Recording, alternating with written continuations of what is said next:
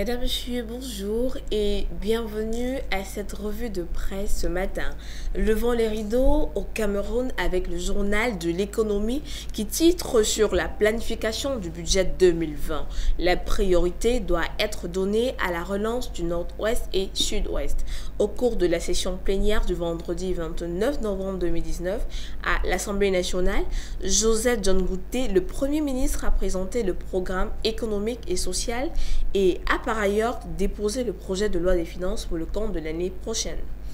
Projet de loi des finances, les ambitions budgétaires 2020 en baisse, révèle Ecomatin. Recette fiscale 2018, la DGI mobilise 2212 milliards de francs CFA, informe le repère. Info Matin titre sur les municipales 2020. Jean-Marie Abouna terrasse Émile Andé à Yaoundé. La suite de l'information à la page 3 du journal. Déposons nos valises cette fois-ci en Côte d'Ivoire avec le journal Fraternité Matin qui titre sur la présidentielle 2020. Depuis, Katiola Ouattara réaffirme son engagement. Il faut passer la main à une nouvelle génération.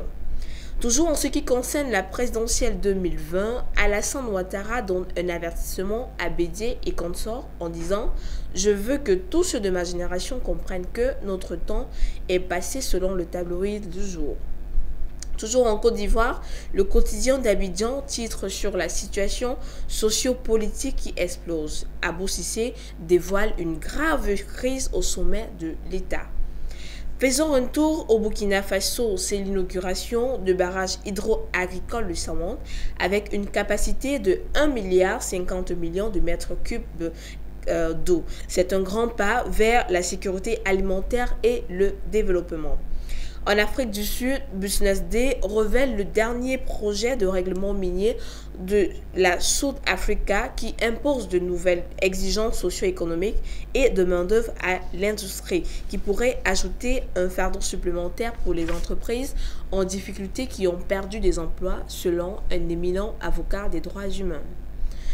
Cap Agos informe que les criminels de Kalos ont fixé leur regard sur le taureau numéro 1, tentant d'en faire la même route de l'enfer que la numéro 2 avec 2 incidents visant des automobilistes en autant de jours. Le journal de l'Angola informe que BNA va injecter 50 millions de dollars par jour dans la banque. Le bureau de la recherche économique de Banco Standard a revisé à la hausse les prévisions relatives à l'évolution du Kwanza par rapport aux monnaies étrangères, estimant qu'à la fin de cette année, seuls 449,3 kwanzas seront nécessaires pour $1. Au Nigeria, le tabloïd The Punch titre sur un incident qui détruit 30 magasins des marchandises dans le marché de Lagos. Pour plus d'informations, la suite à la page 5 du journal. Les raffineries nigériennes en ruine malgré les protocoles d'accord avec la Chine, l'Inde et d'autres pays justifient les voyages à l'étranger par le biais de protocoles d'accord ESPER, révèle Darlu Trust. Cette fois-ci, au Zimbabwe, pour terminer, les patients plaident pour le retour des médecins, titre Chronicle. Et enfin, The Herald qui a maintenu sa domination en tant que premier quotidien du Zimbabwe après avoir remporté pour la première année consécutive le prestigieux Super Brand of the Year 2019 Award dans la catégorie presse écrite. Mesdames, Messieurs, c'est tout pour cette revue. On vous dit bon début de semaine et bonne suite de programme sur Frika TV, votre télévision.